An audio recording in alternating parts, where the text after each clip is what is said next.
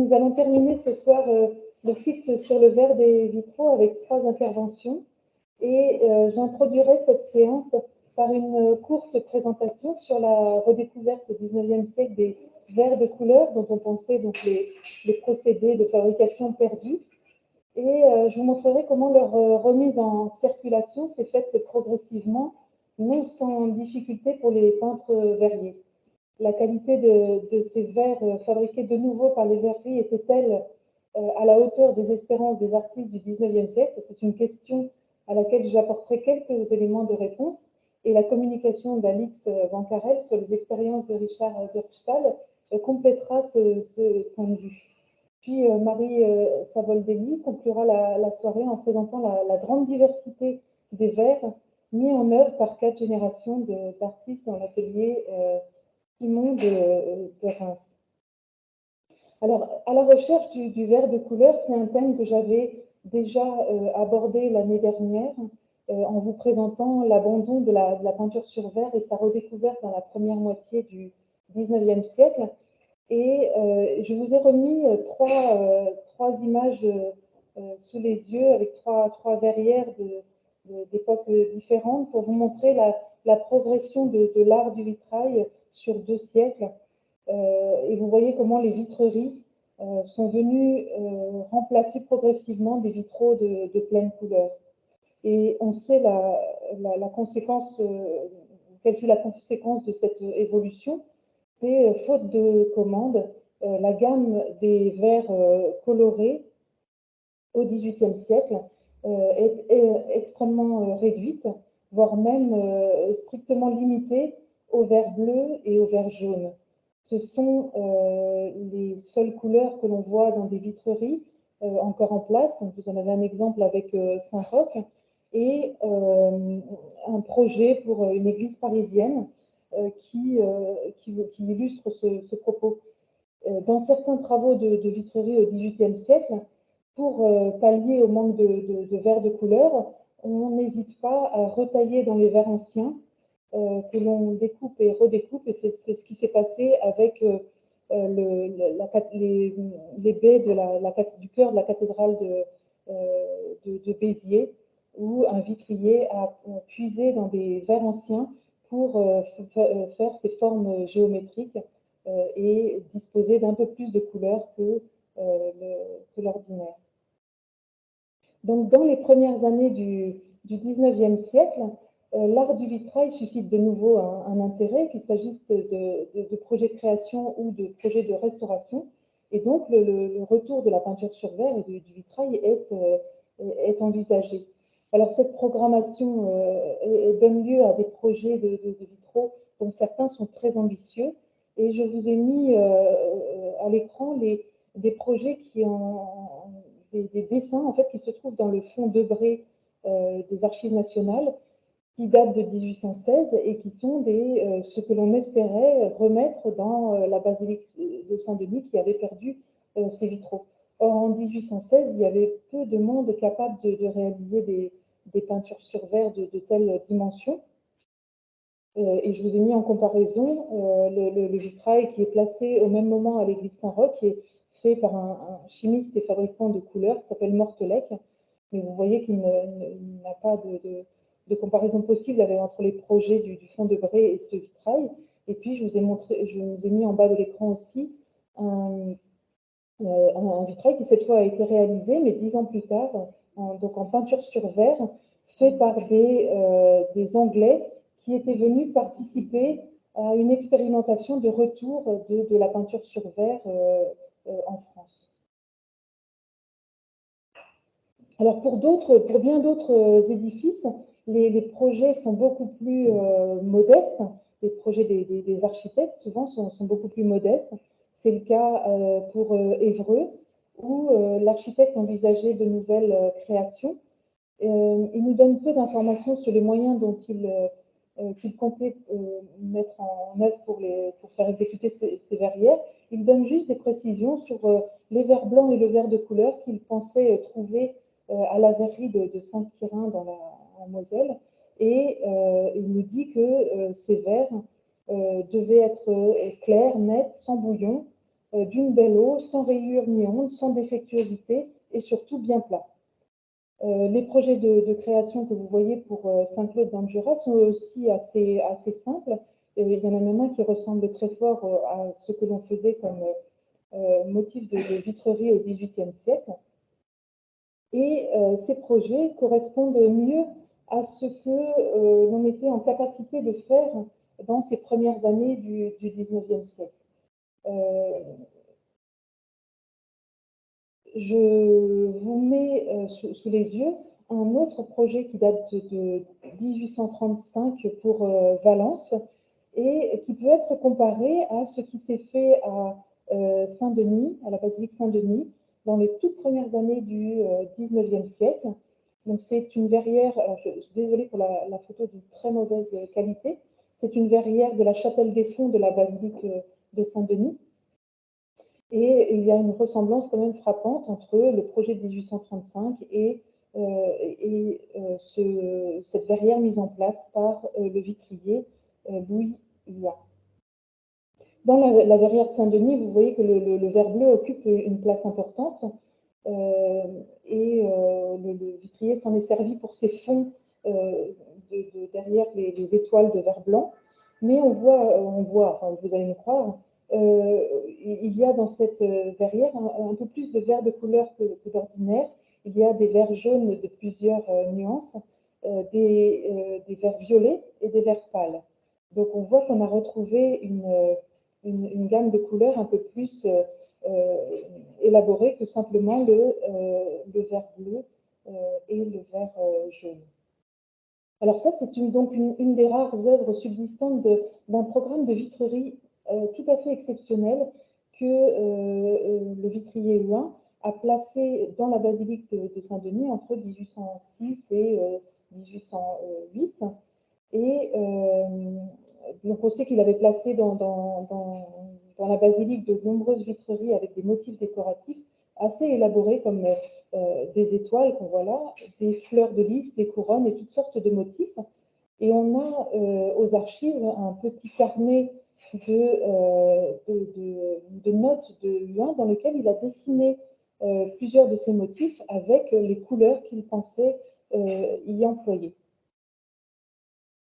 Autre œuvre de Huin qui n'est pas conservée dans la basilique elle-même, mais dans la sacristie, c'est cette vitrerie qui est d'apparence assez simple, mais en fait qui cumule des découpes de verre très compliquées, beaucoup de chefs-d'œuvre de vitrerie, et puis une plus grande diversité de verres de couleurs qui peut vous donner une idée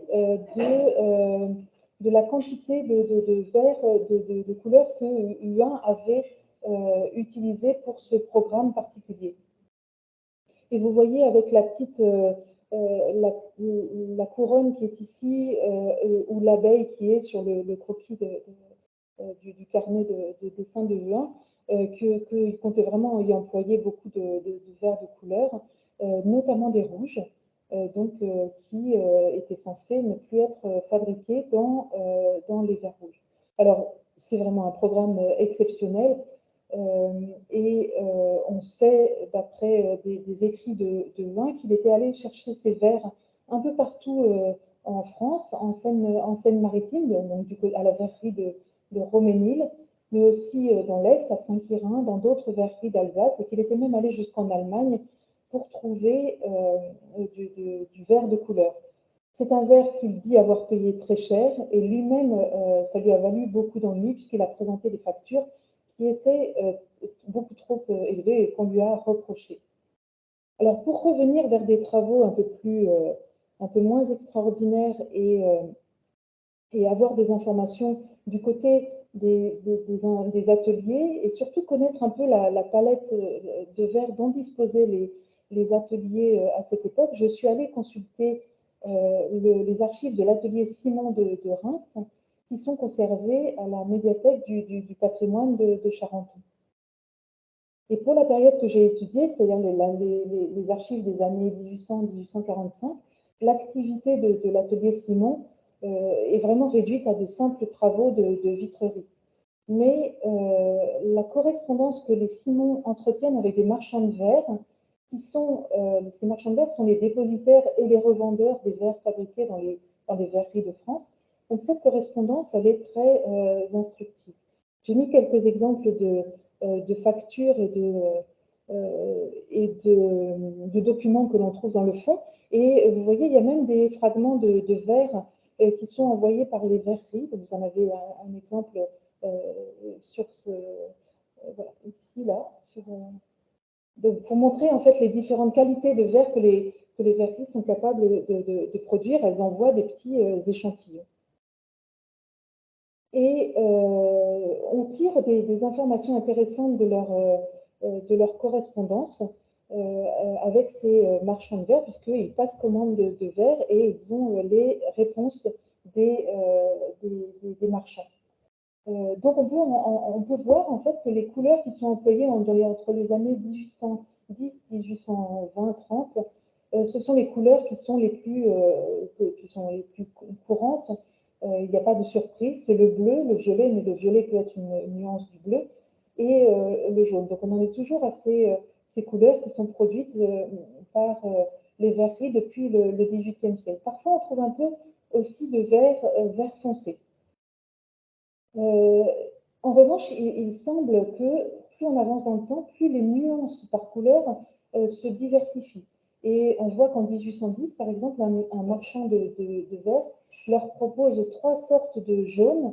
Un jaune qu'il appelle le jaune pâle ou jaune citron, un jaune orange ou foncé, et un jaune qui est entre ces deux couleurs, entre le jaune pâle et le jaune foncé. Alors, il y a peu de problèmes d'approvisionnement de verre blanc. Par contre, le verre de couleur est très mal approvisionné. Et on trouve plusieurs fois des lettres de marchands qui repoussent les commandes des Simons. En 1810, par exemple, les Simons sont prévenus que le verre bleu ne sera pas prêt avant 6 semaines au plus. Une autre fois, c'est à peu près le même laps de temps qu'on leur impose. On leur dit qu'un verre qu'ils ont commandé ne se fabrique plus en ce moment et qu'il n'en sera pas remis en fabrication avant 2 mois. Une autre fois, c'est une lettre d'un marchand qui leur dit qu'il n'a même pas le verre de Bohème qu'il demande, donc du verre blanc, et encore moins du verre de couleur. Et il leur dit, je sais que cet article est rare à Paris. Et pour une fois, le marchand leur conseille de s'adresser directement à la verrerie de Monthermé dans les Ardennes. Et il leur dit, si jamais la verrerie n'en a pas, il faudra nous dire la mesure, les mesures dont vous avez besoin, à peu près. Et là, je cite le marchand, il dit, je dis à peu près, parce que dans ce genre de verre, le marchand qui en tient, qui en a chez lui, en est très mal assorti. Et parce que cet objet, en fait, se demande très peu. Donc la production, en fait, discontinue des verres colorés et même parfois des verres blancs par les verreries engendre d'autres problèmes qui sont les problèmes de réassortiment dans les travaux de vitrerie. Et ça, c'est un petit paquet de lettres qu'on trouve vers 1822 où les Simons se plaignent à un fournisseur en fait de ces problèmes de réassortiment. Ils ont demandé visiblement du verre violet à un fournisseur et ils se plaignent que lors de celui qui a été envoyé est d'une teinte rouge tirant sur la couleur lit de vin, alors que dans les précédents envois, le verre était d'une belle teinte violet. Et là, le marchand, en fait, a une réponse assez fataliste. Il leur dit qu'il est vraiment dans l'impossibilité de vérifier l'assortiment des verres entre les envois parce que en fait, il se fait une si faible consommation de verres de couleur que on n'en fabrique pas. Donc, s'il fallait en plus surveiller le réassortiment, il ne s'en sortirait pas. Donc, voilà, c'est un petit échange assez amusant entre le marchand de verre et les Simons, où on voit les difficultés en fait que doivent éprouver les vitriers à essayer de faire leurs travaux de verre. Parfois, c'est la verrerie directement qui refuse en fait des demandes particulières des vitriers. Et on a justement cette verrerie de Monthermé qui refuse de faire 54 feuilles de verre à vitre, donc du verre ordinaire, du verre blanc, qui a été demandé en double épaisseur. Et il refuse au motif que c'est un travail trop long, qui demandent trop de main-d'œuvre. Et en échange, ils proposent donc un verre qu'ils fabriquent, qui est un verre en table, épais et de première qualité, qui fera bien l'affaire pour les travaux des ciments. Donc voilà les difficultés que rencontrent les ciments. Et par chance, en 1827, ils ont une grosse commande d'un ouvrage où on leur demande beaucoup de verres de couleur. Là, ils vont s'adresser à la verrerie de Saint-Quirin, qui sera capable de leur fournir donc du verre dépoli qui fait partie des verres demandés, et aussi des verres de plusieurs couleurs. Et à chaque fois, ils vont envoyer des verres en teinte foncée et en vert clair, des verres clairs. Et ça, ils vont envoyer du bleu, du jaune, du violet et du vert. Le vert, ils ne l'ont pas en teinte foncée et claire, mais ils l'ont en deux dimensions. Et ils le précisent bien dans la lettre qui accompagne la facture. Évidemment, les ciments ont demandé du vert rouge, et là, c'est impossible. Saint-Quirin n'en a pas. Donc, ce n'est pas étonnant, puisqu'on sait que à chaque fois que les ciments ont demandé du vert rouge pendant cette période de temps, ils n'en ont quasiment jamais eu. Vous avez des exemples, en fait, de ce qui leur a répondu sur certains verres de couleur. On n'en trouve pas à Paris, le verre n'est pas fabriqué. Et pour le verre rouge, en 1821, enfin, à chaque fois, les marchands sont quand même accommodants, mais ils vont leur proposer des subterfuges. Et en 1821, par exemple, un marchand leur écrit: à l'égard du rouge, qui n'existe pas dans Paris et qui ne peut se faire actuellement, il se remplace par une couleur la plus approchante possible. En 1827, à nouveau, un marchand leur écrit: quant au rouge, on n'en fait pas, mais le jaune foncé peut le suppléer. Et c'est exactement ce qui s'est passé pour un chantier qui est près de Paris, cette fois, qui est un petit bâtiment, un petit édicule, un petit kiosque, en fait, qui est construit dans le parc du château de Saint-Cloud en 1829. Et c'est un vitrier qui travaille à Saint-Cloud même, qui est chargé de faire des décorations de verres de couleur qui se trouvent ici sous le plafond, vous voyez, et puis au-dessus des portes. Et on a le mémoire de ce vitrier avec les calibres des pièces que vous voyez ici. Donc les pièces, il y a la forme des pièces avec les couleurs exactes des pièces. Donc le mémoire est très détaillé, et on voit toutes les couleurs demandées. Donc il y a toujours du bleu, du vert, du violet et du jaune. Et comme il n'y a pas de vert rouge, le vitrier a marqué dans ses calibres du vert orange imitant le rouge. Alors nous sommes en 1829, et c'est vraiment une date à laquelle normalement, officiellement, les procédés de fabrication du vert rouge ont été retrouvés grâce aux recherches de deux hommes qui sont placés à la tête de manufactures. Il y a d'un côté Alexandre Brognard, qui est à la manufacture de Sèvres, et Georges Bontemps, qui est à Choisy-le-Roi. Alors Sèvres, qui a fait ses premiers essais de peinture sur verre en 1823, a ouvert un atelier de peinture sur verre en 1827, et Choisy ouvre son atelier en 1829, et Choisy, elle, va devenir vraiment le centre de production des verres colorés pour tous les ateliers, enfin pour répondre à toutes les commandes de vitraux, et puis ensuite pour les ateliers de peinture sur verre qui ouvriront quelques années plus tard. Et on voit que ces verres de couleur vont petit à petit être mis en valeur par leur présentation à des expositions des produits de l'industrie. Et d'autres verreries que la manufacture de Choisy-le-Roi vont investir pour en fabriquer à nouveau.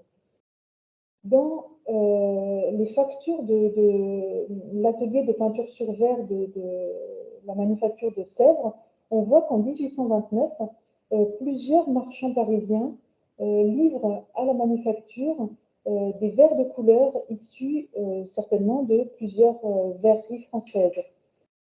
Certains de ces marchands, c'est amusant de le remarquer, sont déjà qualifiés comme marchands spécialisés dans les verres de couleur pour les vitres d'église. toujours grâce aux archives de la manufacture de Sèvres, on voit que des verres de couleur des verres rouges sont commandés à la verrerie de Choisy-le-Roi, mais la verrerie de Choisy-le-Roi n'en a très vite pas l'exclusivité parce que Sèvres va se fournir aussi chez d'autres marchands.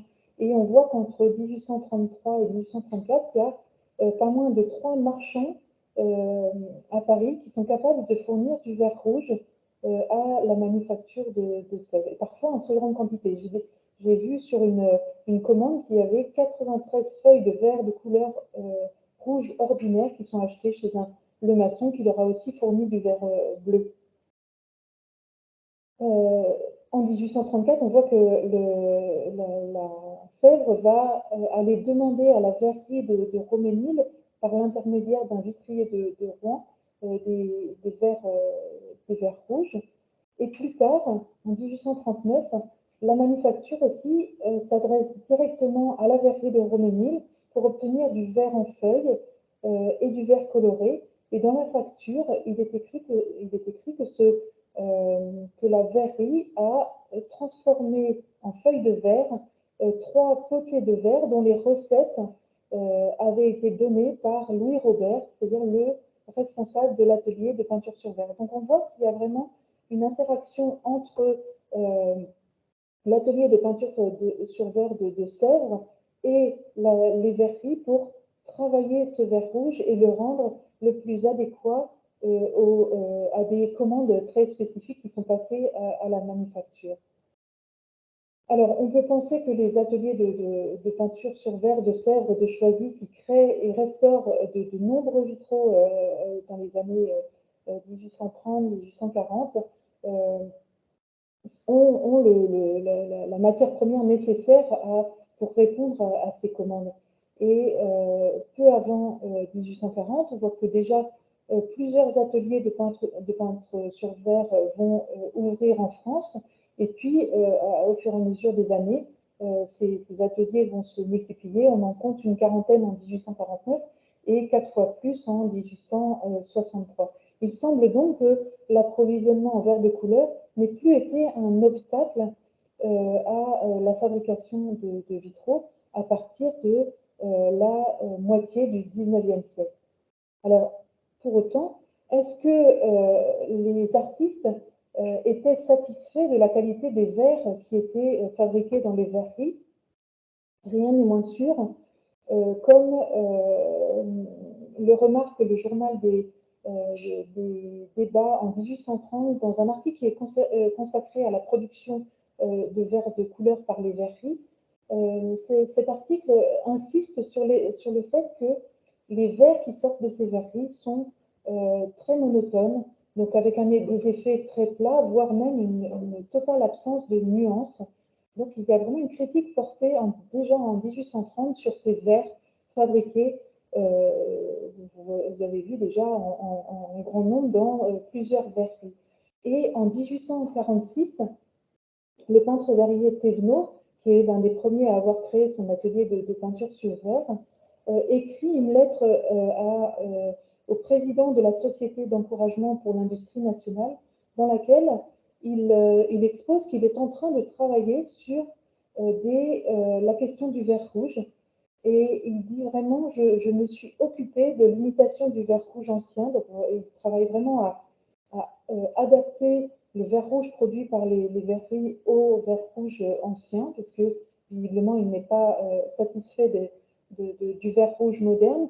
Il dit à propos de ce verre rouge moderne, il dit en général, il est d'une belle teinte depuis quelques années, mais cette teinte est froide par son uniformité et il y a quelque chose de glacé et de morne dans l'effet général d'une verrière dans lequel on utiliserait ce verre de couleur. Et on regrette de ne pas y trouver ce chatoiement du verre rouge. Et donc il ajoute qu'il a vraiment fait des recherches sur des agents chimiques qui vont pouvoir transformer ce verre moderne et lui donner l'aspect de l'ancien. Alors vous avez un tympan au tympan d'une verrière qu'il a créée exactement à la date de sa lettre. Cette recherche, en fait, qu'il a essayé enfin, l'application de cette recherche, puisque dans le verre rouge, on voit des petits scintillements de jaune. C'est donc qu'il a dû travailler le verre rouge qui lui avait été envoyé par des verreries. Il faudrait aller voir ce tympan de cette verrière d'un peu plus près pour voir comment il a réussi à travailler ce verre pour le rendre moins monotone.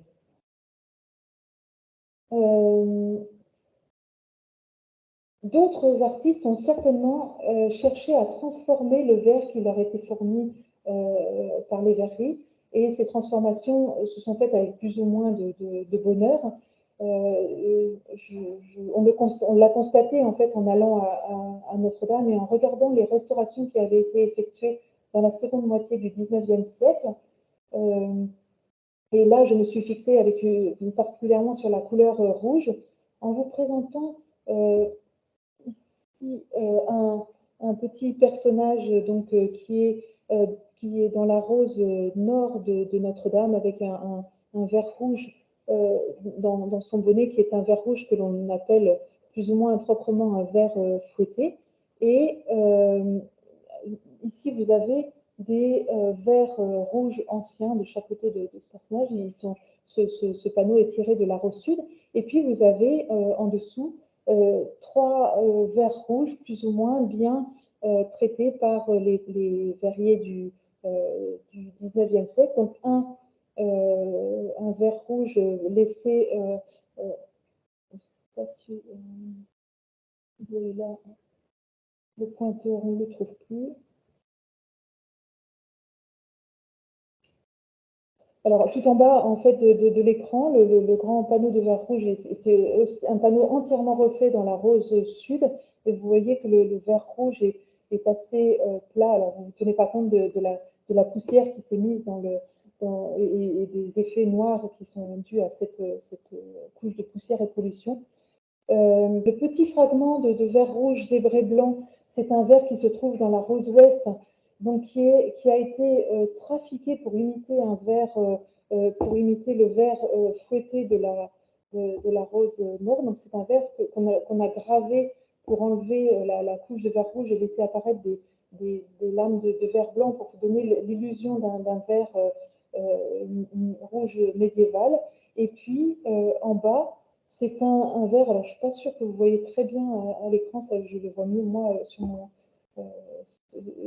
à l'écran de l'ordinateur. C'est dans les nouvelles créations de Maréchal de Metz pour les vitraux du chœur, c'est un verre rouge sur lequel qu'il a dû graver et sur lequel il a dû mettre du jaune d'argent pour donner du volume à son verre rouge. Donc vous voyez plusieurs essais de plusieurs peintres verriers pour imiter le verre ancien et détourner un peu le verre qui sort des verreries et qui doit être particulièrement monotone. Et pour terminer, je vous montre cette image avec du côté gauche de l'écran un des panneaux les mieux conservés de la rose nord, avec des verres presque tous anciens. Et puis de l'autre côté, un panneau également de la rose nord, mais lui totalement refait. Et vous voyez les différences de tonalité des verres produits par les verreries au 19e siècle et ceux du Moyen-Âge. Vous voyez les tons criards en fait, du vert choisi pour la robe, alors que les verres du Moyen-Âge sont d'un aspect beaucoup plus doux et beaucoup plus tendre. Vous le voyez aussi dans les verres jaunes qui étaient beaucoup plus chauds au Moyen-Âge et les verres très crus et du banc en fait, sur lequel est assis le personnage, donc le verre jaune, très peu agréable à regarder. Puis alors évidemment, les verres rouges ne sont pas du tout les mêmes. Donc je vous laisse juger voilà, des problèmes de ce retour des verres colorés dans les verreries, mais de la non-adaptation aux verres anciens, et donc à la question de savoir si les verres fabriqués au XIXe siècle satisfaisait les exigences des restaurations. Je vous laisse en juger donc par ces deux panneaux. Et je vais laisser la parole à Alix qui nous dira comment l'artiste Richard Bockstall en est venu à créer ses propres verres de couleur par défaut d'en trouver dans des verres rouges. Bonsoir à tous, merci Elisabeth. Donc, après avoir évoqué ces difficultés pour trouver des verres de couleur au XIXe siècle, on constate un phénomène tout à fait nouveau au début du XXe siècle, à savoir que certains artistes complets et autodidactes s'intéressent à l'art du vitrail. C'est le cas notamment de Richard Bockstall, dont je vais vous parler ce soir. Quelques rappels biographiques pour poser le décor. Donc, c'est un musicien qui a une formation de pianiste au départ. Il devient peintre en se faisant l'héritier de Saint-Delisle, en illustrant notamment de nombreuses œuvres littéraires. On peut donc se demander pourquoi en vient-il à fabriquer son propre verre et surtout comment y parvient-il. Nous verrons aussi ensuite comment son positionnement face à l'art du vitrail au XIXe siècle est tout à fait original. Donc, aux origines de ce cheminement vers le vitrail se trouve un projet ambitieux qui est celui du contexte de création et de restauration de l'abbaye de Fontfroide, qui se trouve dans l'Aude à côté de Narbonne. Donc, cette abbaye a été rachetée en 1908 par Gustave Fayet, qui est donc le mécène et collectionneur d'art de Bockstall. L'abbaye tombait alors en ruine et il décide de lui redonner sa beauté mystique et projette un programme iconographique tout à fait hors du commun, valorisant tout particulièrement les arts décoratifs. Et pour ce faire, il s'entoure d'artistes dont Odilon Redon et Richard Bockstall, qu'il rencontre en 1910 à Paris lors d'une exposition. C'est donc dans ce contexte foisonnant de recréation que Bockstall, sur la commande de Fayet, crée une série de 16 aquarelles, dont je vous ai mis ici des exemples. Ces aquarelles sont inspirées de thèmes musicaux et sont réalisées sur du papier de Chine, qui est donc du papier très fin, presque transparent. Elles sont destinées à orner la salle de musique de l'abbaye, qui est donc l'ancien dortoir des moines. Ces œuvres sont caractérisées par une intensité de couleurs et de lumière, et l'artiste les appelle des vitraux papier, puisqu'il les place entre deux plaques de verre pour donner l'illusion de vitraux fantastiques et échevelés de formes et de couleurs, devant capter les ondes sonores émises en irradiant verre. Il naît ainsi de ces œuvres une volonté de transposer véritablement ces aquarelles dans des verrières. Donc, outre la salle de musique, l'église de l'abbaye est aussi dépourvue de vitraux. Et Bockstall et Fayet déplorent cet état actuel en 1908, comme vous voyez ici sur les photos de l'époque. Ils constatent que la grandeur de ces surfaces oblige une recherche d'une matière propre à un principe colorant. Et là, donc, s'impose le retour à la matière pure du verre.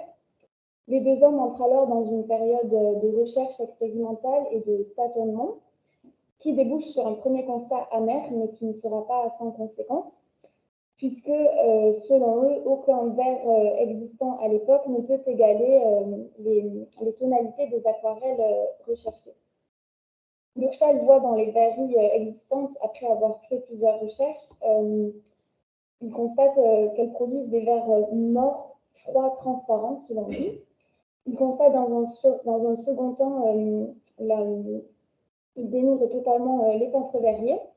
Et dans un dernier temps, il considère la cathédrale de Chartres comme un rêve disparu qu'il convient de chercher et de retrouver. C'est donc attristé par ces premiers constats que Fayet lance l'idée dès 1912 de créer leur propre verrerie, dont le but serait spécifiquement de fabriquer des verres pour l'abbaye. On peut donc maintenant se demander quelles aspirations et quelles prédispositions à la fois idéologiques et techniques façonnent ce projet. Donc, comme je l'évoquais avec le rêve perdu de Chartres, une forte idéalisation du vitrail créé au Moyen-Âge façonne ce projet, puisque selon Bockstall, ce serait l'âge d'or, l'apogée de cet art selon lui, et cela va véritablement guider ses recherches. Par conséquent, elle se tourne sur la création d'un verre ancien. Cette démarche l'amène par exemple à étudier les verres du XIIe siècle conservés au musée du Trocadéro, où il est tout particulièrement sensible au bleu divin de Chartres. On sait également que Fayet mène un travail constant de récupération et de rachat de verres anciens sur les édifices délabrés de l'époque, notamment sur la cathédrale de Reims et de Narbonne. Et c'est ainsi que des premières créations tout à fait expérimentales et originales sont créées par Burchtal, puisque dès 1910, dans sa villa de Meudon, donc où il réside à l'époque, bien avant la création de la verrerie, il effectue donc un travail d'assemblage à partir de ces morceaux de verre récupérés et rachetés par Fayet pour créer donc des verrières qu'on appelle des verrières d'antiquaires ou des verrières macédoines, qui sont donc véritablement plus des embryons et des essais de vitraux, puisqu'il s'agit d'un travail d'assemblage de verre, plus véritablement que de vitraux. Par ailleurs, cette conception du vitrail se caractérise par un rejet radical des pratiques des peintres verriers des XVIIIe et XIXe siècles, puisque Burchtal se situe aux antipodes de l'approche du vitrail dit tableau et adopte une démarche véritablement archéologique au sens étymologique du terme, c'est-à-dire qui recherche les fondements anciens de cet art de manière scientifique.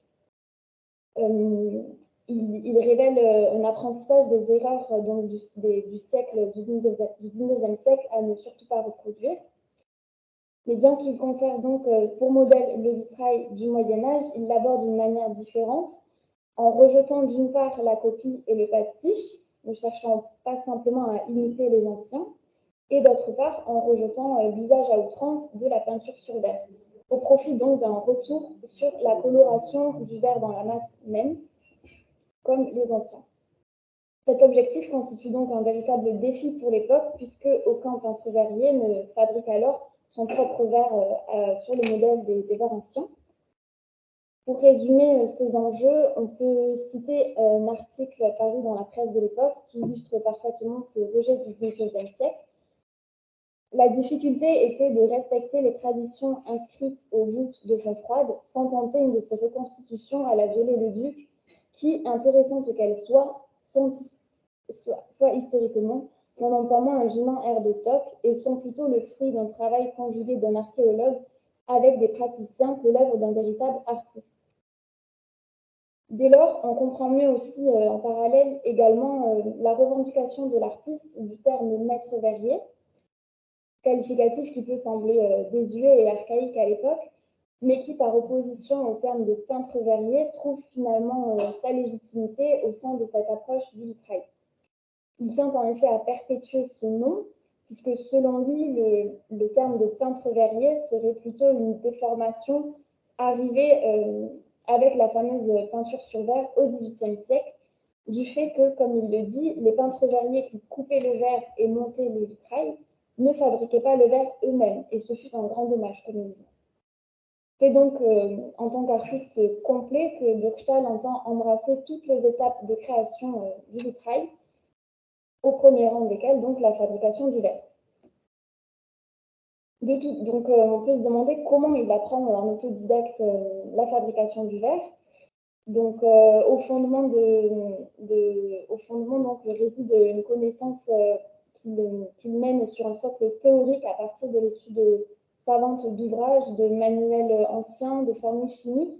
On sait notamment qu'il s'appuie sur les formules du chimiste Chevreul ou sur les expériences de Victor Regnault, directeur de la manufacture de Sèvres au XIXe siècle.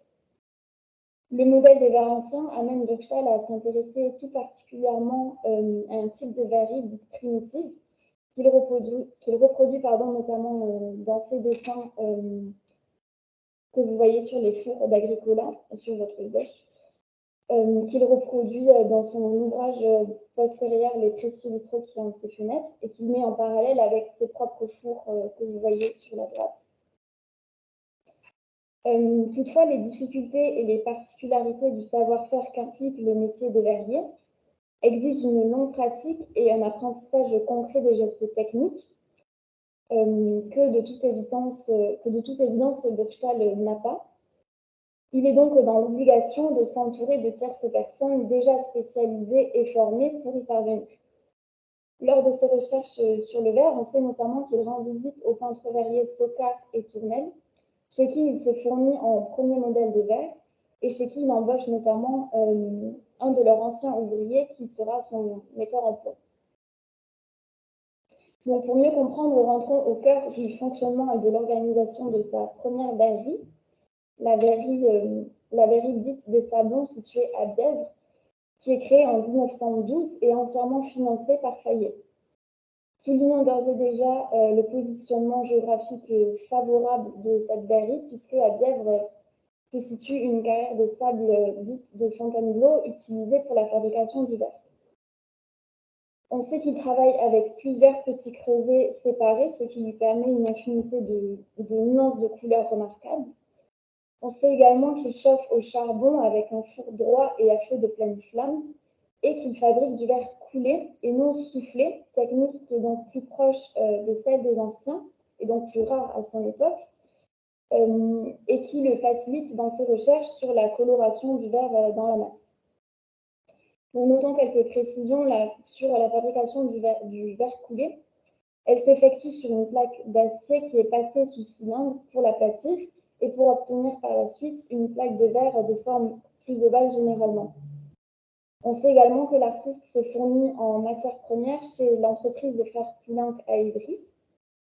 Et nous en apprenons davantage grâce à la correspondance de sa belle-fille, Marie-Louise Troll, dont vous voyez ici les peintures murales au sein de l'atelier, puisqu'elle se souvient des débuts pénibles et difficiles de l'artiste pour ses premières fabrications de verre, qui obtient au départ seulement une pâte épaisse et opaque, ressemblant plutôt à du faux marbre strié de rouge, plutôt véritablement qu'à du verre.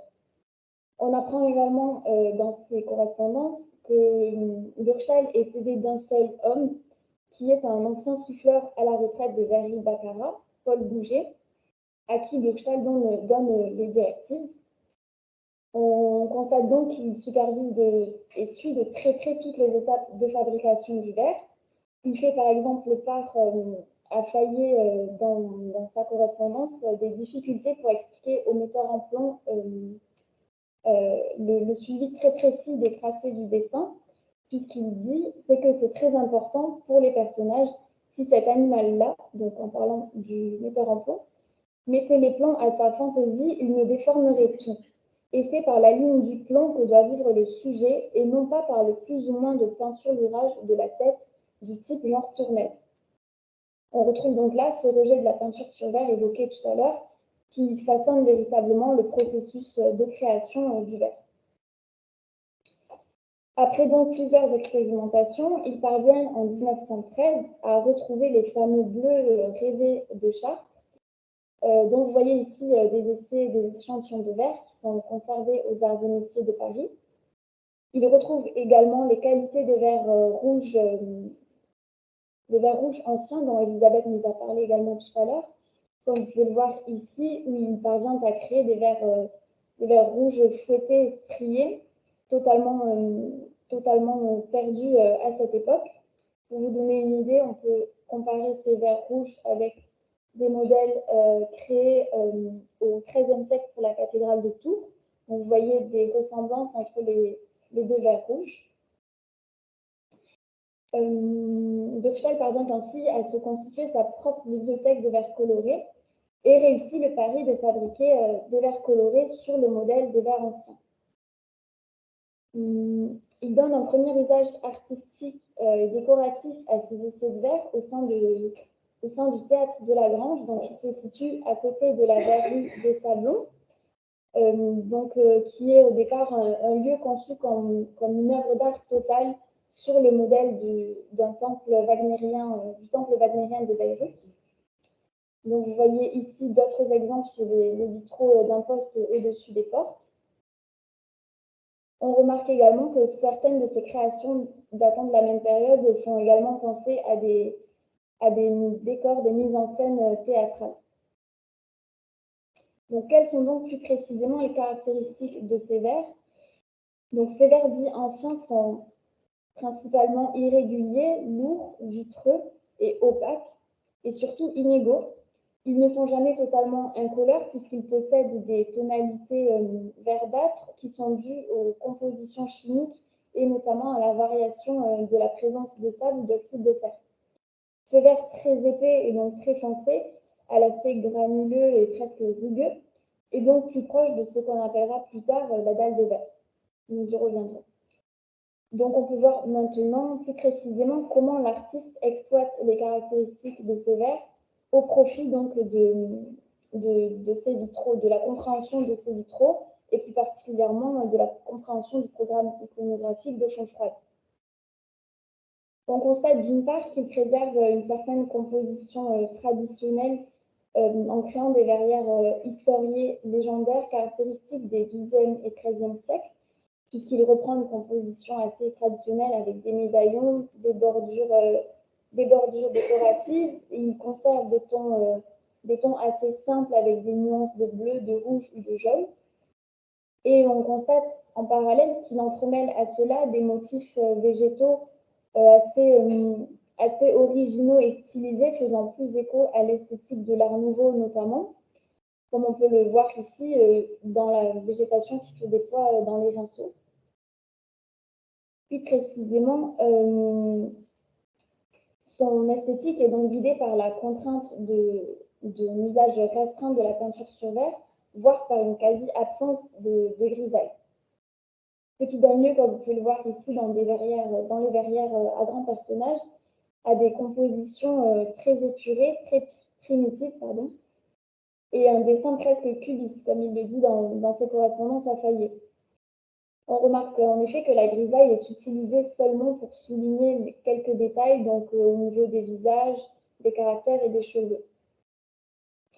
On retrouve par ailleurs les qualités internes significatives de ces verres rouges fouettés assez exceptionnels que je vous montrais tout à l'heure, qui sont exploités par exemple ici pour signifier des éléments narratifs au bénéfice de la compréhension du vitrail, qui gagne ainsi en lisibilité. Donc le verre rouge est ici employé pour signifier le plumage des oiseaux, donc fait de nuances de rouge et de blanc, ou dans cette autre verrière pour signifier et représenter le sang de saint François d'Assise qui reçoit les stigmates.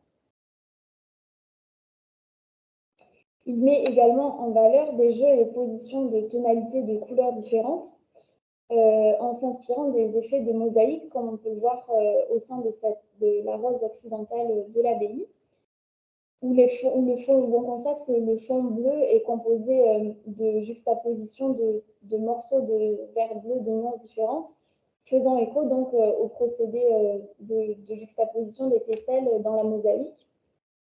Ce procédé est notamment accentué par le réseau de cernets noirs du plomb qui accentue le marquage du dessin. Ce travail remarquable sur le tracé des plombs donne de la complexité et de la richesse à cette rose. Et ce qui lui permet, par exemple, tout particulièrement, de représenter les anges seulement avec des verres blancs, contrastant avec le cerné noir des plans. Ce cerné noir met aussi en avant le caractère biomorphique et assez cosmogonique du Christ qui se trouve au centre dans une mandorle assez envoûtante. Enfin, ce procédé est plus particulièrement poussé à son extrême pour les 3 vitraux créés pour la salle de musique dont je vous parlais précédemment, puisque Burchtal exécute ces vitraux seulement par l'arrangement de mise en plomb des verres, sans un seul coup de pinceau de grisaille, toutes les formes étant déterminées par les jeux du feu sur les verres et le cerné des plombs. Ce travail met par exemple ici en avant le caractère assez magique de ces vitraux, donc toujours inspirés de thèmes musicaux. On remarque qu'il utilise des verres à relief et des verres très irréguliers pour représenter notamment dans ce vitrail de la course à l'abîme un ciel assez tourmenté, ou encore dans ce vitrail de la ville de la magie pour signifier des nuées poétiques qui se dégagent du ciel dans le haut de la composition. Donc, en parlant du vitrail de la course à l'abîme, il dit lui-même dans un de ses articles, le vitrail de la course à l'abîme va être épatant puisque il réalise le tour de force de ne pas y mettre une goutte de grisaille, rien que des oppositions de verre. Ainsi, la restauration des vitraux de Fontfroide suscite un vif intérêt à l'époque et a une réception critique dans la presse et va constituer pour Bechtal le point de départ d'une nouvelle carrière. En effet, ses réussites techniques sur la fabrication du verre lui valent une certaine notoriété et lui permettent de travailler pour les monuments historiques jusqu'à la fin de sa vie. Il bénéficie notamment de l'appui de Paul Léon et de Marcel Aubert, qui le saluent notamment en 1937 dans son extrait du Congrès international de l'art et de la technique du vitrail, dont je vous ai mis ici deux citations. Et il cite Bechtal aux côtés des innovations techniques verrières de Labouret, Gaudin, Appert ou encore d'Écorchemont, dont nous avons parlé au cours d'une précédente conférence au sein de ce cycle. Ces verres trouvent donc une application en dehors de l'abbaye de Fontfroide puisqu'il fournit des verres pour plusieurs églises sur le territoire français durant l'entre-deux-guerres et restaure certaines verrières, notamment deux verrières qui seront entièrement créées pour la cathédrale Sainte-Cécile d'Albi en 1931. Donc, vous voyez ici deux maquettes qui sont conservées au MAD de Paris. Il restaure également des verrières pour la cathédrale de Mende et de Rodez en 1930 et pour la cathédrale de Narbonne et de Carcassonne en 1931. Par ailleurs, les particularités uniques de ces verres sont recherchées par d'autres artistes en dehors du domaine du vitrail, puisqu'il fournit des verres dans le domaine théâtral, qu'il fréquente et côtoie déjà régulièrement, puisqu'il illustre des œuvres théâtrales et des opéras également. On sait qu'il fournit donc du verre à Jacques Copeau dès 1913, puis à Louis Jouvet par la suite pour l'éclairage et la mise en scène théâtrale. Son carnet de notes conservé aux Arts et Métiers de Paris indique également qu'il fournit des verres en 1935 et 1937 pour les créations en dalles de verre de Max Ingrand. Il fournit également des essais de verre appelés galettes de verre pour l'atelier de Chartres de Charles Lorrain en 1936 et 1937. Donc, vous voyez ici deux modèles qui sont encore conservés dans l'atelier. Et on sait que ces verres ont été utilisés pour la restauration de vitraux pour la cathédrale de Chartres. Il fournit également des verres pour la fabrication des vitraux Montméjean pour la nouvelle église Saint-Pierre de Chaillot à Paris. Donc, vous voyez ici deux photos qui ont été réalisées entre 1935 et 1937. Ainsi, on peut dire que son principe suivi tout au long de la fabrication du verre de l'usage du moins de peinture sur verre possible, qui est lancé dès 1910 à titre personnel, et repris par la suite par les directives des architectes en chef des monuments historiques, dans le contexte bien spécifique de restauration des édifices de l'entre-deux-guerres. Ce qui témoigne donc d'une posture et d'une démarche assez innovatrice pour son époque en 1910. Par ailleurs, cet artiste est vraiment influent et reconnu à son époque, puisqu'il est chargé en 1935 et 1936 d'enseigner l'art du vitrail et de la verrerie à l'École des arts décoratifs de Paris, ce qui montre bien une volonté et une nécessité de transmettre un savoir-faire unique pour l'époque. Je vous ai mis ici un extrait d'une citation de son cours, où il reprend vraiment ce principe qui est repris par les monuments historiques, puisqu'il dit l'administration, voulant redonner un essor aux vitraux, tient essentiellement et de plus en plus en la beauté du verre en soi et au minimum de peinture sur verre. On a compris qu'il fallait à tout prix sortir du tableau en verre, apothéose de 1900, et que le principe décoratif et architectural du vitrail devait primer. Néanmoins, pour finir, on peut souligner que cette volonté de respecter le modèle d'exploitation des verreries anciennes conduit inévitablement l'artiste à se heurter à certaines limites, puisqu'il reste volontairement en marge et maintient une distance face aux avancées du XXe siècle. il se positionne contre toute prolifération et industrialisation et maintient un fonctionnement vraiment à très petite échelle pour l'époque. Il garde une certaine autonomie et une certaine liberté. Comme il l'explique dans ses cours aussi donnés aux arts décoratifs, les maîtres verriers des XIIIe siècle étaient des errants. Il ne faut pas croire que c'était des industriels comme de nos jours. Et donc, il suit un peu ce modèle, comme on peut le voir dans sa dernière verrerie de Filane, située à Carros près de Nice, où il travaille jusqu'à la fin de sa carrière, qui est vraiment une verrière très petite où il travaille seulement avec 2-3 ouvriers artisans. Et il fournit très peu de marchandises puisque l'objectif n'est pas de développer une véritable industrie verrière, contrairement par exemple à la dynastie des peintres verriers des Simon que Marie va désormais vous présenter. Bonjour. Donc les œuvres et les archives des 4 dernières générations des peintres verriers de l'atelier Simon à Reims démontrent en effet la relation étroite entre l'évolution technique et l'évolution esthétique du vitrail tout au long du XXe siècle. On constate en effet que les innovations en matière de verre inspirent la création des artistes et réciproquement, les projets des peintres verriers ont une grande influence sur la fabrication des verres à vitraux. Alors, je vais commencer par vous parler de Paul Simon. Né en 1853, il dirige l'atelier à partir de 1875 et ce jusqu'à son décès en 1917. Il est principalement connu pour avoir restauré la grande rose occidentale de la cathédrale de Reims vers 1908. Donc, il a d'ailleurs publié un ouvrage en 1911 intitulé assez simplement la grande rose de la cathédrale de Reims. Vous pouvez d'ailleurs le voir ici travailler dans son bureau, dans sa maison atelier, sur ce chantier, parce qu'il a également constitué un album photographique autour de cette restauration. Mais Paul a également créé des vitraux religieux et civils qui illustrent bien la richesse de la palette de verre fabriquée à cette époque. Donc l'inventaire de sa marchandise daté du 28 février 1910 révèle un stock de verre assez important.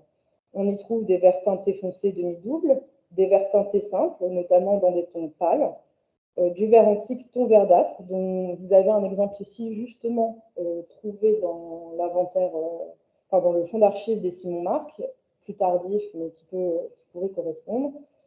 Dans ces verres antiques, on a également des tons chers, rouge, bleu, vert et jaune.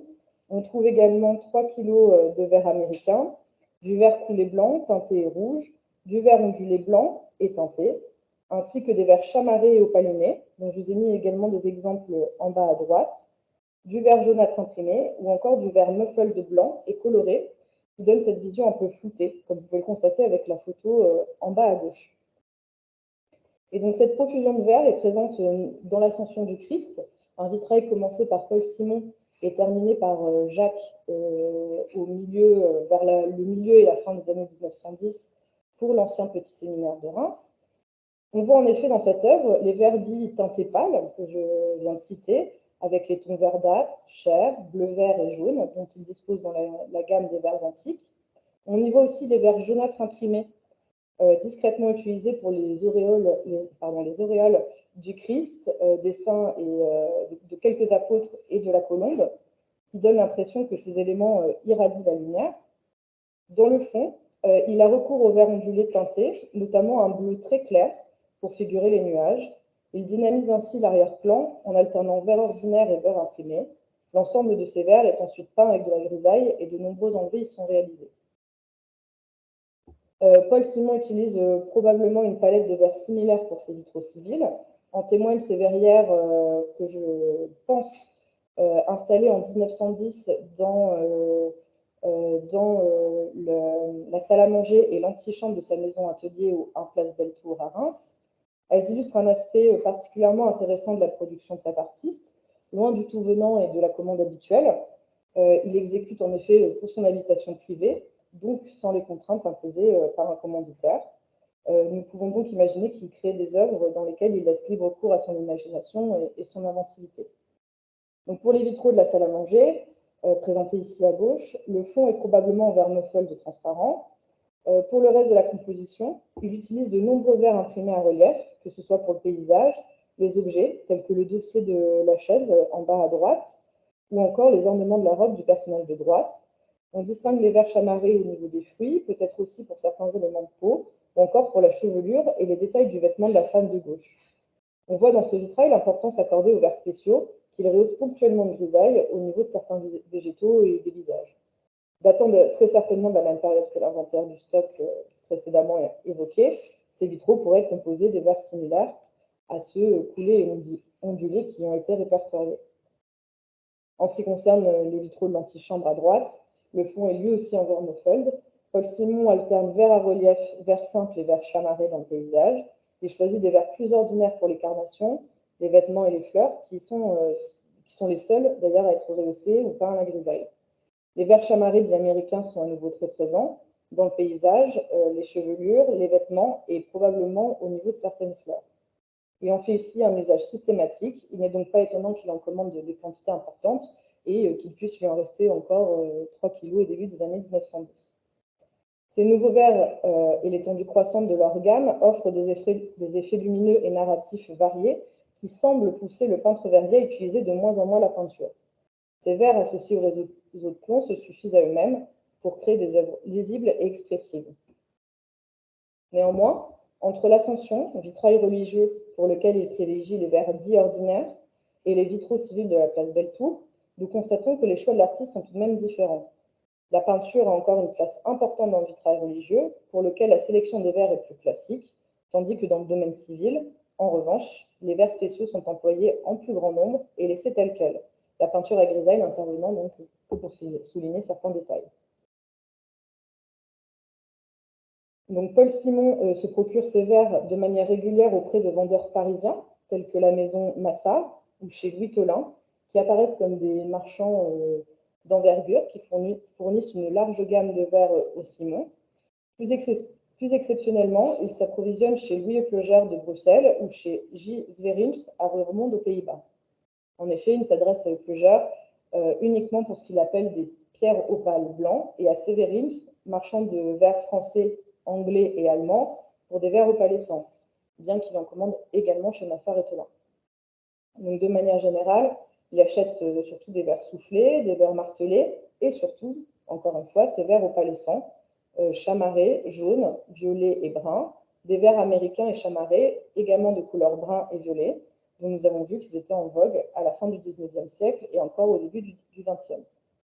Autre exemple d'emploi de ces verres très variés, l'œuvre de son fils, Jacques Simon, la première stupeur du roi désert que je vous présente en bas à droite, représentant donc la surprise d'un aigle face au monoplane qui vient conquérir son territoire, c'est-à-dire le ciel. L'avion et le plumage de l'aigle sont traités en verre chamarré. Le ciel est composé de verre opalin et de verre ordinaire. Quant au nuage, l'artiste a fortement nuancé le fond en mélangeant verre chamarré, verre martelé et verre ordinaire, tous dans les teintes précédemment citées, jaune, violet, brun. La richesse des teintes et la variété des effets de ces verres produits par les verreries permettent aux artistes de passer une nouvelle étape dans leur émancipation de la peinture. Le dessin et le modelé de cette œuvre ne sont plus rendus que par le choix des verres et leur mise en plomb pour un résultat extrêmement lisible et intelligible. Donc, en parlant de Jacques Simon, il succède à son père en 1917 et continue à se fournir auprès de Massard et Tolin, qui est devenu alors l'établissement Paniaga, enfin PH de Paniaga, Tolin et compagnie. Donc en 1918, Jacques Simon éprouve des difficultés pour se procurer du verre à cause de la guerre et des réquisitions des verreries, comme l'indique par exemple ce courrier d'Appert Frères informant le peintre verrier que ces difficultés engendrent une hausse de 125% des prix de vente, ce qui n'est absolument pas négligeable pour les ateliers. On le voit donc prendre contact avec de nombreux marchands, donc toujours Massard et Tolin, vous avez bien vu Appert, il y a également Tiffany, à Reims on a Poncinet et Stroll ou encore Borin et Dupont. Il prospecte à l'étranger. En Italie, il écrit un certain Cartier et s'adresse aussi à des manufactures américaines, telles que la Highland Glass Company à Washington, la Corning Glass Works et la Macbeth Evans Glass Company de New York.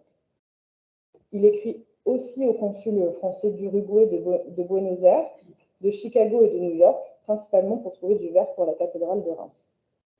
Plus tard, ses fournisseurs réguliers demeurent Massard, Paniaga, Tolin et compagnie de Paris, Draguet et compagnie de Gemont et bien entendu la verrerie de Saint-Just-sur-Loire.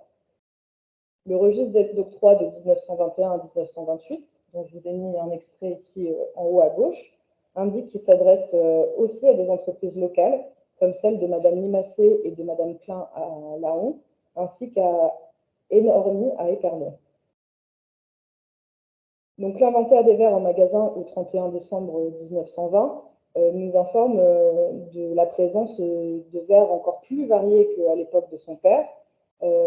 Jacques Simon dispose de cives, de cabochons, toujours bien entendu de verres soufflés, de verres antiques, de verres coulés, des verres rosés à l'or, de verres chamarrés. Donc je vous ai mis également deux exemples ici, des verres chamarrés simples, si je peux les qualifier ainsi, et des verres chamarrés à relief. On a également les verres ondulés, des verres imprimés. Vous avez divers exemples à droite, dont des verres pointillés qui figurent dans cet inventaire. Et ici, vous avez un échantillon qui pourrait correspondre. Et également, bien entendu, ces fameux verres américains encore et toujours.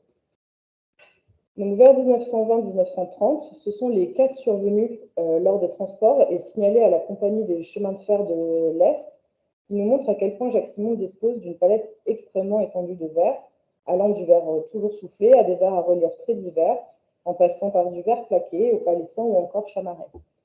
Pour les années 1920, j'ai réalisé un relevé des verres cassés, triés par fournisseurs et classés par couleur, pour avoir une idée de la diversité de références que le peintre verrier est à même de commander.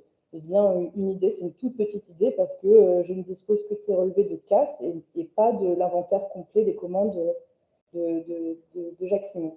Et donc, vous pouvez constater que, par exemple, chez Massart, il se procure au moins 4 références de verre bleu 13e antique, donc ici avec la couleur bleue, probablement différentes des 11 autres références provenant de chez Pagnaga, Tolin, Hébert et compagnie, toujours dans la catégorie des verres bleus 13e antique. Je tiens à le dire.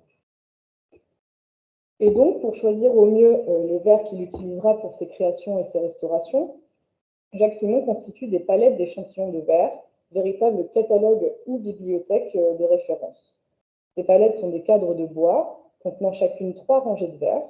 Elles sont accrochées au mur les unes sur les autres, comme vous pouvez le constater sur la photo de droite, enfin de gauche pour vous, pardon, excusez-moi.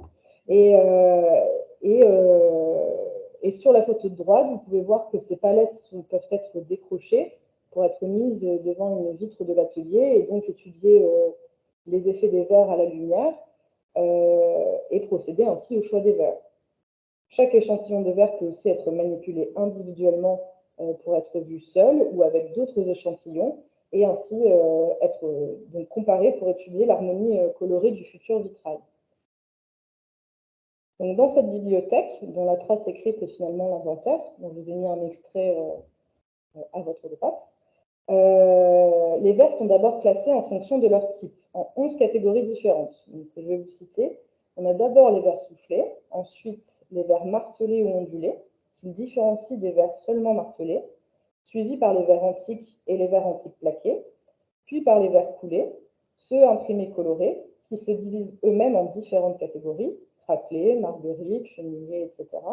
Ensuite, des verres imprimés opalescents, les verres coulés opalescents, les verres porcelaine et enfin les verres imprimés blancs. Et pour chaque type, les verres sont rassemblés ensuite par couleur ou ton. Donc les couleurs sont identifiées par une lettre que vous voyez notée en partie supérieure du verre. Donc A pour jaunâtre, C pour verdâtre, D pour bleuté rosé, E pour bois brun, F pour violet, G pour bleu, H pour ismi, qui est une teinte de bleu, J pour vert, K pour jaune, N pour neutre, R pour rouge et B probablement pour blanc. Et chacun de ces verres de couleur est référencé ensuite par un nombre et ou par un nom. Je vous ai déjà cité par exemple les verres marguerites, qui sont une catégorie de verres imprimés, colorés ou blancs. Et donc vous voyez également sur l'inventaire que cette lettre est également indiquée sous le type de verre. Donc le type de verre antique, la catégorie ensuite c'est G, c'est bleu. Donc en l'espèce, je vous présente dans cet extrait des verres antiques bleus dont Jacques Simon dispose de plusieurs références. Donc vous voyez ensuite référencés par les numéros 215 à 256. Même si à gauche, il ne s'agit pas d'une palette de verre bleu soufflé ordinaire, on retrouve ces références en dessous de la lettre qui vont quant à elles de 228 à 246 bis.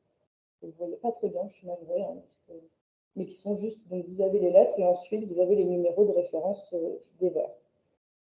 Donc la lettre G indiquant la couleur bleue, vous pouvez en effet remarquer sur cette liste que les Simons disposent d'une dizaine de vers soufflés bleus différents, un peu moins de vers verts référencés par la lettre J, et encore moins de vers ici, qui je rappelle correspond à une teinte de bleu, représentée par la lettre H. Enfin, sur chaque échantillon, Jacques Simon indique une référence à la dimension de la feuille de verre et tout en bas, le numéro du casier dans lequel les feuilles sont stockées dans le magasin.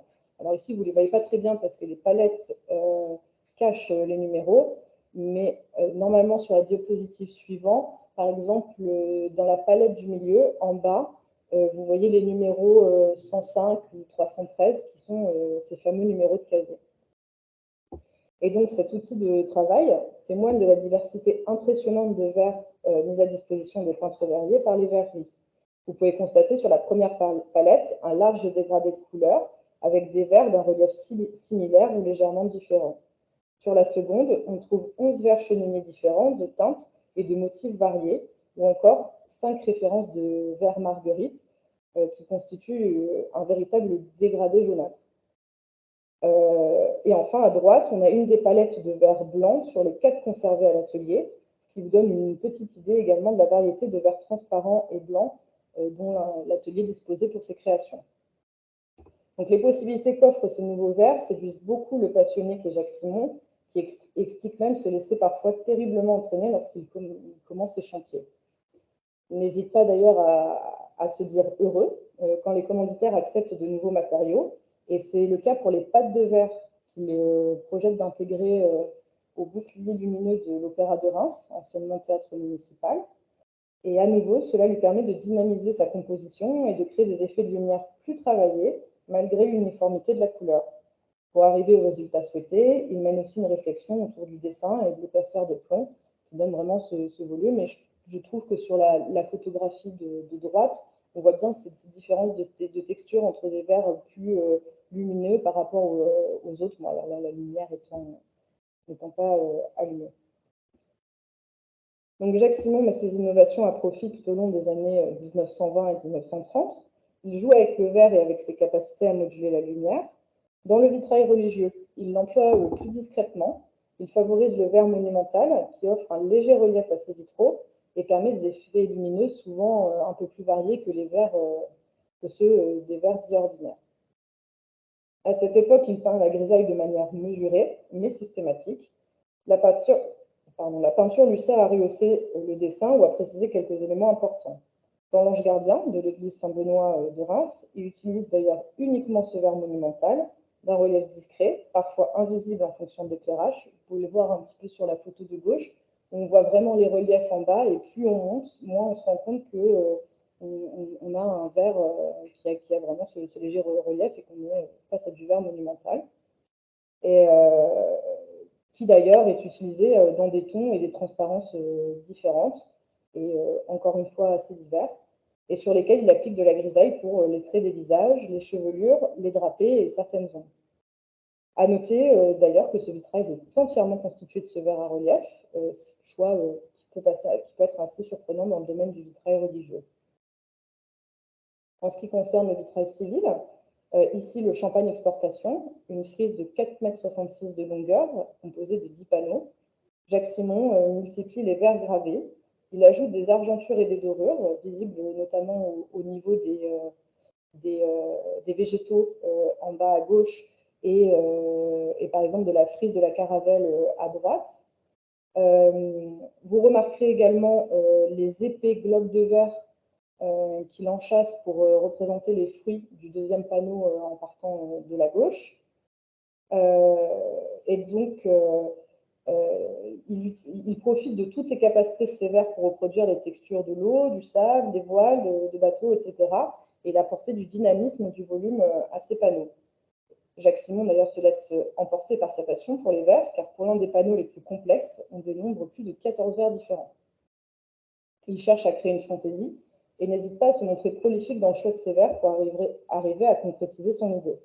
On retrouve aussi son goût pour la technique dite des plombs ouvrés, qui consiste à ajouter des éléments de plomb à l'arrière ou à l'avant du vitrail pour simuler le dessin. On le voit par exemple au niveau des voiliers en bas à droite. Donc vous avez ces plombs vraiment à poser directement sur le verre.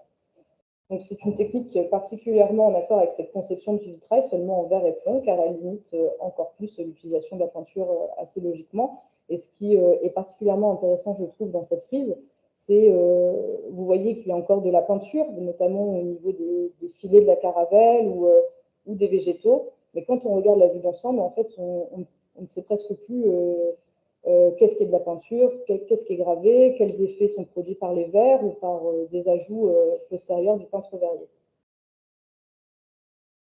Et donc le peintre verrier s'accorde dès lors pleinement avec certaines considérations esthétiques développées autour du vitrail durant la première moitié du XXe siècle, qui ont été déjà abordées par Alix, mais je vais rappeler un petit peu. Sa manière concorde notamment avec les préconisations de Jacques Gruber, qui préfère rejeter la grisaille, qui condamne surtout son utilisation systématique, parfois excessive, qui selon lui salit les verres. Il prône un retour à une pratique plus traditionnelle, ancestrale de l'art du vitrail, proche des artisans des XIIe et XIIIe siècles, en créant des œuvres en verre et plomb opposées aux productions du XIXe siècle, qui nuiraient la nature même de cet art. Il estime que leurs prédécesseurs n'ont réalisé que des mauvaises copies médiévales ou des vitraux-tableaux qui obéissent aux lois de la peinture et non aux exigences constructives et monumentales d'un art du verre intégré à une architecture. Donc Jacques Simon semble vraiment exprimer son inclination pour cette tendance de la technique dite de la mosaïque intégrale de Gruber. Dans les faits, suit plutôt cette mouvance. Toutefois, Jacques Simon abandonne rapidement ce point de vue et dès la fin des années 1930, la peinture et surtout la grisaille reprennent une place très importante dans les œuvres religieuses et civiles de l'atelier. À l'exposition internationale de 1937, le Rémois présente des vitraux très différents de ce que nous avons pu voir précédemment. À gauche, par exemple, vous avez le Christ voguant sur l'océan du monde présenté au pavillon des vitraux. Et il simplifie donc sa mise en plomb, soit en utilisant des carreaux de verre réguliers ou bien en limitant les découpes de verre à de grandes fentes colorées, puis il peint et ou grave le dessin. Cette fois, il adopte les recommandations du discours que Maurice Denis prononce lors du Congrès international du vitrail, organisé à l'occasion de l'exposition. Denis propose aux peintres verriers de changer leur manière de faire des vitraux religieux en atteignant les déformations entre guillemets cubistes et en ayant recours à la peinture, à la grisaille et à la patine pour obtenir un dessin de plus grande qualité et une meilleure harmonie par la subtilité des tons. En somme, il conseille de, je cite, jouer un peu moins fortissimo en ne négligeant pas les accords de blanc, de gris et de jaune d'argent. Il faut se fier, dit-il, aux vrais artistes ou aux peintres verriers ayant une formation d'artiste. Jacques Simon ne collabore quasiment jamais avec d'autres artistes, à l'exception de son fils Luc, dont vous avez un exemple à droite de vitrail réalisé en collaboration pour l'église de Pourru-Saint-Rémy dans les Ardennes. Néanmoins, ces vitraux de 1937 à 1957, dont je vous présente ici un modeste échantillon, marquent un retour franc à la peinture qui perdure avec les deux générations suivantes. Donc Brigitte Simon, sa fille, et son mari Charles Marc s'investissent au sein de l'atelier à la fin des années 1940. Tous deux sont peintres et il ne paraît donc pas si étonnant que la peinture ait une telle importance dans les œuvres de l'atelier à leur arrivée et encore plus lorsqu'ils en prennent la direction vers 1957. Avec l'entrée de l'abstraction dans les églises, notamment avec les verrières de Manessier, enfin d'après les projets de Manessier installés à l'église médiévale des Brézeux en 1948-1950, le contexte semble plus favorable et la commande passe progressivement aux mains des peintres contemporains qui choisissent ensuite les peintres verriers avec lesquels ils souhaitent travailler. Brigitte et Charles exécutent surtout, d'abord leur propre projet, comme les verrières de Charles Marc placées dans la chapelle des Bourbons de la primatiale Saint-Jean de Lyon en 1959, ou l'eau vive, vitrail de Brigitte Simon pour le baptistère de la cathédrale de Reims installé en 1961. La peinture est omniprésente, elle est posée et enlevée, elle compose le dessin, elle détermine l'esthétique du vitrail tout en modulant le passage de la lumière. Elle recouvre un rôle central dans leurs œuvres, qu'il s'agisse de grisaille ou de peinture à l'émail. Le verre est également très modifié par gravure à l'acide. Je vous invite d'ailleurs à regarder le court reportage intitulé « Le vitrail moderne », publié sur le site de l'INA, pour comprendre un petit peu leur manière de créer et de travailler. Donc la conception même du vitrail et sa fabrication changent sensiblement, et l'approvisionnement en verre de l'atelier aussi. En ayant autant recours à la gravure et à la peinture, les peintres verriers privilégient les verres ordinaires teintés dans la masse, sans relief, ainsi que les verres plaqués. En regardant l'inventaire des verres en magasin en 1961, soit 30 ans après la réalisation du champagne exportation de Jacques Simon que je vous ai présenté avant, on ne trouve plus que des verres soufflés plaqués, quelques verres martelés, des verres antiques, dont des verres antiques plaqués de diverses couleurs, quelques verres opalescents et imprimés blancs et foncés, ainsi que du verre cathédrale blanc. La gamme est bien plus restreinte et 10 ans plus tard, en 1971, il ne reste plus que des verres soufflés, des verres antiques simples et plaqués. Vous voyez d'ailleurs ici d'autres palettes plus récentes, composées de verres plaqués gravés et de verres peints. La bibliothèque de Jacques Simon est augmentée d'échantillons qui ne montrent plus seulement l'effet des verres, mais aussi l'effet de la gravure sur ces nouveaux verres plaqués, ainsi que l'effet des diverses peintures sur les verres neutres et blancs. Donc, ce sont ces effets qui intéressent désormais les artistes, qui gravent et peignent la matière pour moduler la lumière. Ils ont donc besoin d'une gamme plus étendue de verres plaqués. En effet, la majorité des verres présentés ici sont des verres de couleur plaquée sur du verre blanc ou neutre, identifiables par la mention G sur B, toujours en partie supérieure, hein, R sur B ou K sur N, signifiant verre bleu plaqué sur verre blanc, rouge plaqué sur blanc et verre jaune plaqué sur verre neutre.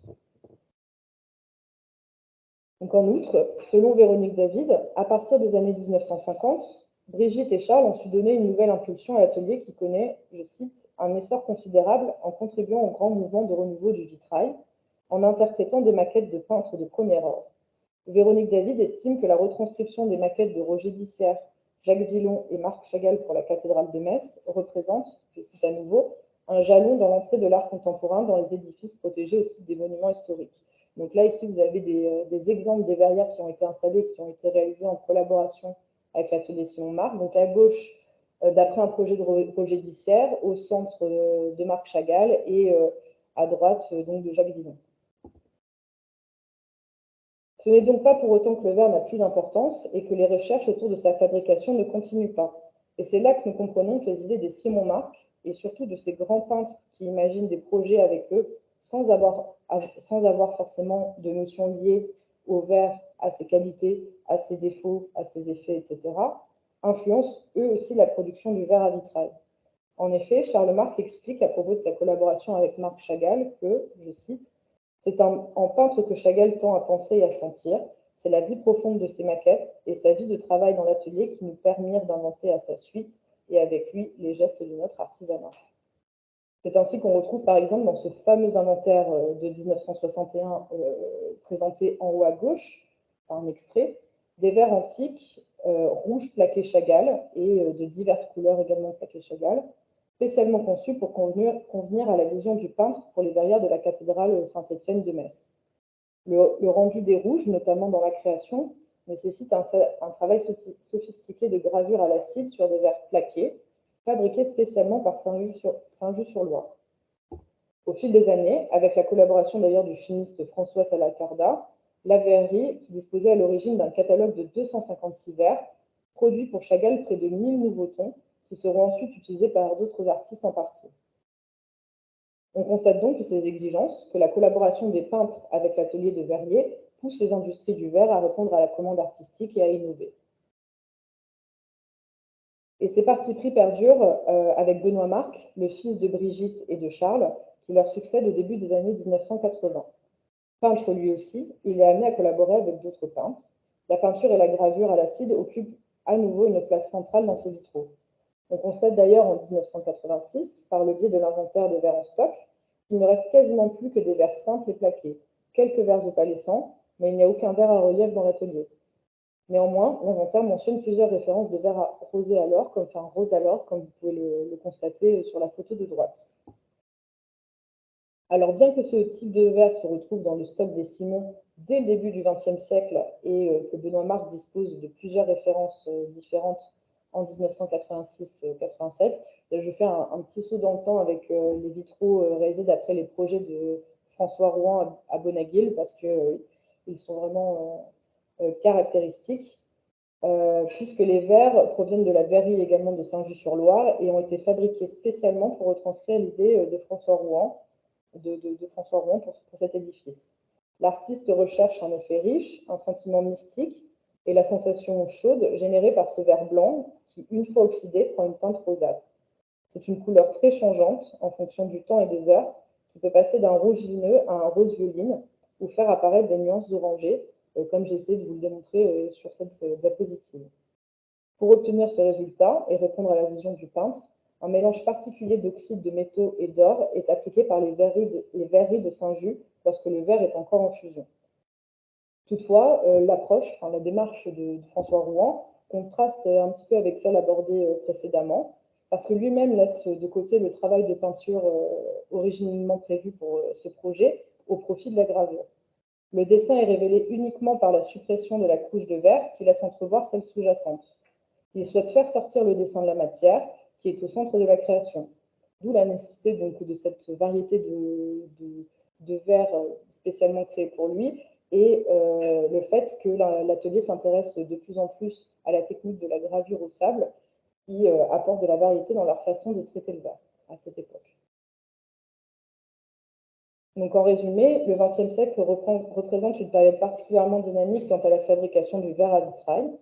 De la découverte de nouveaux verres par Paul Simon, qui utilise quelques verres imprimés et surtout les verres chamarrés dits américains, encore très en vogue dans les années 1910, à l'innovation verrière frénétique des années 1920 et 1930, qui inspire toujours plus Jacques Simon, jusqu'au développement d'une gamme très étendue, mais plus classique de verres antiques et de verres plaqués pour répondre aux exigences imposées par les projets des peintres qui collaborent avec Brigitte Simon, Charles Marc et Benoît Marc à partir des années 1950, les œuvres de l'atelier Simon à Reims illustrent l'évolution technique et esthétique de cet art qui apparaît ainsi étroitement lié aux innovations des verriers. Je finirai en évoquant une citation du peintre verrier Jacques Bonny, qui rappelle encore en 1984 le rôle central de la matière dans la création et dans l'expression du peintre verrier en tant qu'artiste, et qui démontre ainsi que la maîtrise du verre le préoccupe tous. Donc je cite, « Il ne s'agit pas d'opposer de façon simpliste artiste et artisan. Tout peintre est artisan de son œuvre, puisqu'il exprime dans une matière, et tout artisan est créateur s'il est vivifié par la matière qu'il travaille, s'il ne tombe pas dans la répétition et la routine. » Je vous remercie.